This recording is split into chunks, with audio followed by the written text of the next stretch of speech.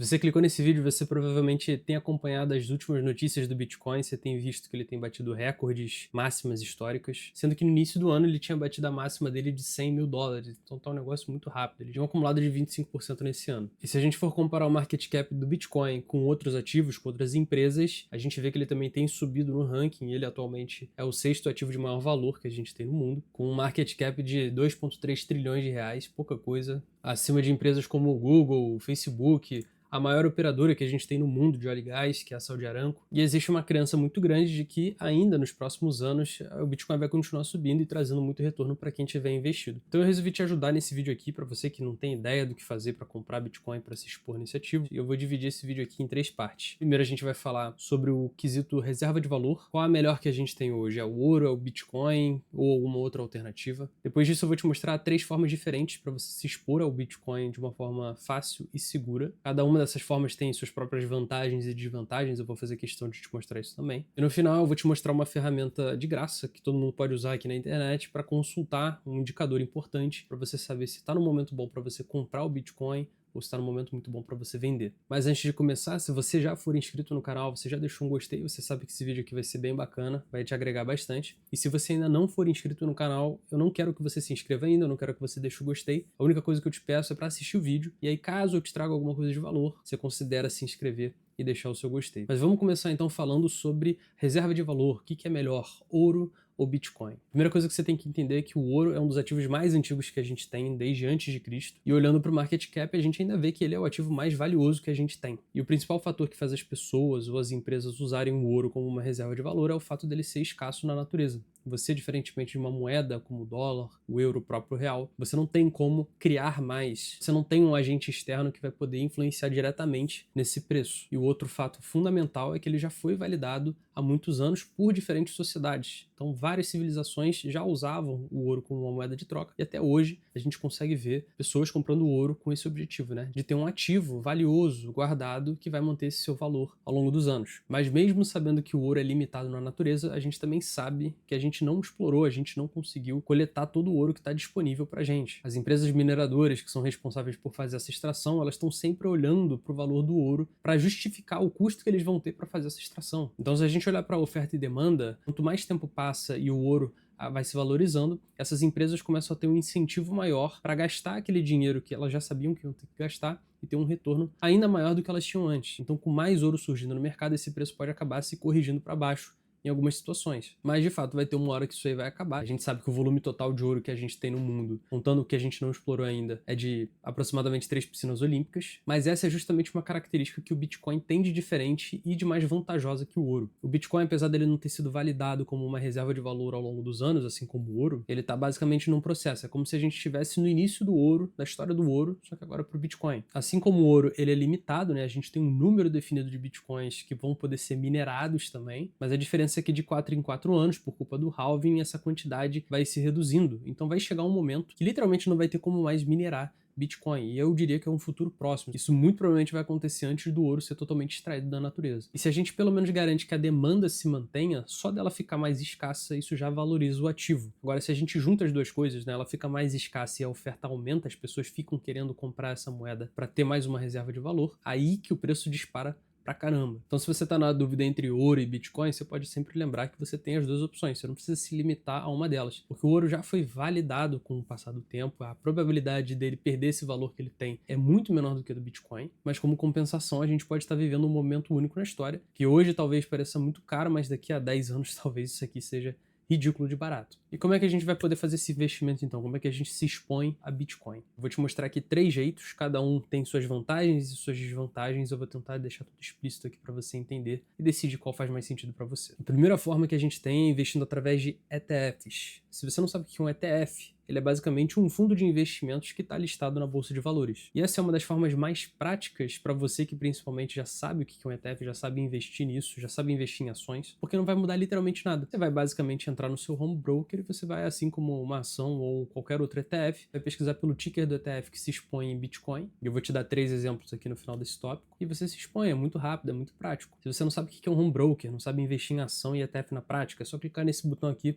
que eu fiz um vídeo te mostrando a forma mais fácil de fazer isso. E alguns exemplos aqui de ETFs que estão se expondo em Bitcoin, a gente tem o QBTC11, que é da QR Capital, a gente tem o BITH11, que é da Hashdex, e a gente tem o BITI11, que é o da própria gestora do Itaú. Até o Itaú está se expondo, está criando um ETF de Bitcoin. Então esses são os 3 maiores ETFs que a gente tem aqui na nossa bolsa de valores atualmente. Existem outros ETFs que você pode se expor também, mas essas já são 3 opções para você avaliar. Vantagens eu já mencionei, a praticidade é muito rápida, é muito simples para quem já sabe investir em ações, e o quesito da segurança também, a gente está investindo em ativos, em fundos listados em bolsa, existem várias camadas aí de segurança. Agora falando das desvantagens, a primeira é que a gente não consegue fazer a famosa autocustódia, tirar os bitcoins desse lugar, porque a gente na verdade não está comprando a moeda em si. A gente está comprando cotas de um fundo de investimento que está se expondo em Bitcoin e a gente ganha a valorização desse ativo do Bitcoin. A gente não é dono de fato da moeda, mas a gente consegue surfar as altas e baixas desse ativo. E sendo bem honesto aqui, a questão de fazer autocustódia do seu Bitcoin, ela pode ser uma vantagem ou desvantagem, tá? Porque muita gente já perdeu muito dinheiro simplesmente por ter feito autocustódia e esquecido a senha ou perdido o acesso a essa carteira física, Cold Wallet. Então se você perder, por exemplo, as suas chaves privadas dessa sua Cold Wallet, você não tem um botão ali de esquecer senha, você não tem o que fazer, literalmente, você perdeu esse dinheiro. Se você não tinha intenção de fazer essa autocustódia, talvez isso aqui não faça a menor diferença para você. Você consegue se expor do mesmo jeito sem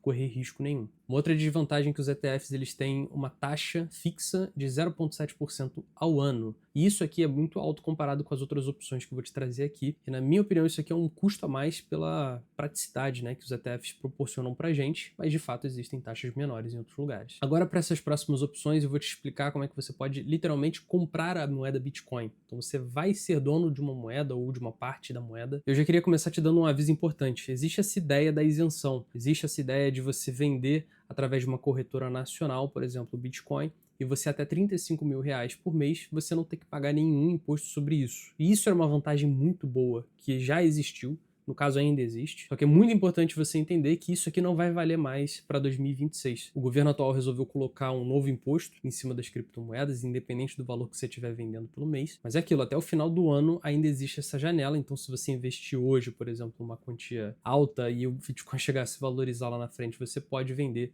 até 35 mil reais no mês, que você vai estar isento. E dessas 2 formas que existem para você realmente comprar o Bitcoin, a primeira delas é a mais fácil e prática possível, que é através de 2 bancos em específico, através do Nubank e do Banco Inter. Então, principalmente se você já for cliente desses bancos, cara, isso aqui não vai ser nem um pouco trabalhoso para você, porque você provavelmente já tem o aplicativo desses bancos no seu telefone. E aí, nesses aplicativos, a compra do Bitcoin, ela acontece no formato de conversão. Você basicamente vai converter X reais em X Bitcoin, bem parecido como se você estivesse fazendo uma conversão de moeda mesmo, né? De real para dólar ou de real para euro. Então essa forma ela é muito conveniente para você que já é cliente desses bancos, ela é muito usada por iniciantes também, justamente por culpa dessa praticidade, e essa aqui é uma forma muito confiável e segura. Antigamente você só conseguia comprar Bitcoin através de corretoras de criptomoeda, e o que aconteceu na prática foi que muitas dessas corretoras acabaram quebrando, e muita gente que tinha o dinheiro investido lá perdeu muito dinheiro. Então você comprar Bitcoin através do Nubank e do Banco Inter é muito seguro, porque são 2 bancos lucrativos, e além disso esses 2 bancos são listados na Bolsa de Valores. E isso obriga com que esses bancos tenham que trimestralmente sempre expor os resultados, se eles estão tendo lucro, se eles estão tendo prejuízo, quanto está o caixa deles, o que eles têm de dívida. Isso traz uma transparência muito grande, você consegue por conta própria checar isso na internet. Se esse banco, se essa empresa que está segurando os seus criptoativos, os seus bitcoins, ela está saudável naquele momento ou não. Então isso aqui tá bom demais para não ter desvantagem, né? Vamos começar falando sobre elas. A primeira delas é que você não consegue tirar as criptomoedas para fazer autocustódia, assim como nos ETFs. Então, apesar de você ter o Bitcoin, você ainda não consegue, não existe essa funcionalidade disponível nesses bancos para fazer isso. Na verdade, o Nubank ele está começando a implementar isso, só que atualmente essa funcionalidade ela é limitada para a maioria dos usuários, então provavelmente você não vai ter acesso a ela. Mas para mim a principal desvantagem de você investir através do Nubank ou do Banco Inter, ou de qualquer outro banco que tenha essa possibilidade, é o fato de ter muitas taxas embutidas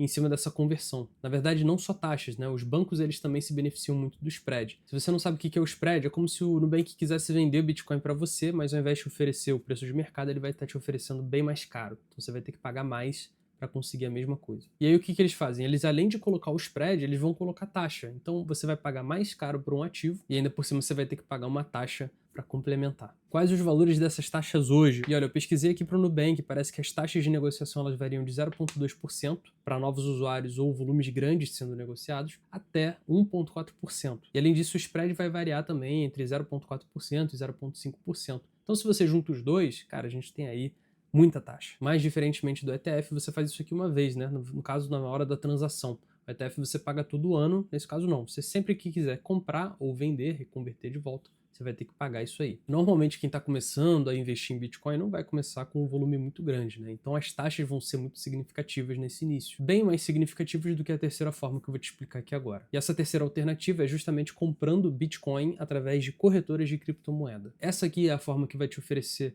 as menores taxas possíveis, é a forma que vai te permitir fazer autocustódia, tirar as suas criptomoedas para colocar numa carteira própria, numa cold wallet. E as taxas que você paga até para volumes pequenos são bem baixas. Por exemplo, aqui de 0,2%. E normalmente nessas corretoras você tem duas formas de operar e fazer essa compra das criptomoedas. A primeira delas é igual à do banco que eu te expliquei, você faz uma conversão de moeda. Então a própria corretora de criptomoeda vai acabar se aproveitando do mesmo jeito que o banco se aproveita e vai te cobrar um spread além das taxas. Se você realmente faz questão de pegar o mínimo de taxa possível, pagar o mínimo para os outros, aí nessas corretoras você tem que comprar as criptomoedas pela forma avançada que normalmente eles chamam. Que na prática vai ser a mesma coisa que você querer comprar uma ação ou um ETF pelo seu home broker. Você vai conseguir ver ali o book de ofertas, né, de um criptoativo em específico, do Bitcoin, e aí você vai ver quantos Bitcoins as pessoas estão dispostas a vender por tal preço, quanto elas estão dispostas a comprar por tal preço, e aí quando essas duas coisas se casam, a gente tem uma transação. E para te dar uma ajuda, eu resolvi separar aqui 10 corretoras diferentes, sendo as 5 maiores do Brasil, que a gente tem hoje, e as 5 maiores do mundo, para você poder escolher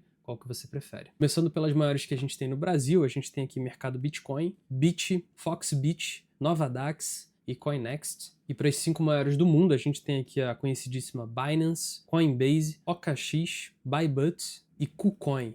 Isso mesmo, KuCoin. Se vocês quiserem que eu faça um vídeo mostrando na prática como comprar o Bitcoin através dessas corretoras ou de alguma outra forma, por ETF ou por banco, só deixar aqui embaixo nos comentários que eu faço. E para as corretoras de criptomoeda, eu diria que a maior desvantagem que a gente acaba se expondo é o fato de não saber, não ter muita transparência como a gente tem dos bancos, por exemplo, listados em bolsa. A gente não tem como saber se aquela corretora está indo bem ou não, de fato. Realmente já teve corretora no passado que simplesmente deu perdido nos clientes e sumiu com o dinheiro das pessoas. E é claro que eu listei aqui para você as maiores, muitas delas já são renomadas há anos, desde lá o início do Bitcoin, há mais de 10 anos atrás, e a probabilidade disso acontecer acaba ficando bem reduzida. Né? As que acabaram fazendo isso eram corretoras mais desconhecidas, não eram muito renomadas e enfim. Mas agora para fechar, eu vou querer te mostrar uma ferramenta que você pode usar tranquilamente na internet, que vai te dar uma base bacana para você saber se está no momento legal para você comprar Bitcoin ou se está no momento legal para você vender. Porque a maioria das pessoas é esse, elas compram no momento errado e vendem no momento errado e acabam perdendo dinheiro. E a ferramenta que eu estou falando aqui é o Fear and Greed Index, ou seja, é um indexador de medo e ganância. Em poucas palavras para você entender, é um indicador que ele vai medir se as pessoas, de uma forma geral, elas estão se sentindo gananciosas, estão muito satisfeitas, achando que o Bitcoin vai continuar subindo, ou se elas estão com medo, achando que esse ativo vai perder o seu valor. E no caso, esse indicador ele vai de 0 a 100. Quanto mais perto de 100, mais gananciosas as pessoas estão. Quanto mais próximo de 0, mais assustadas elas estão. E essa é uma ferramenta muito boa para você ter um pontapé inicial, para tomar uma decisão de compra ou venda,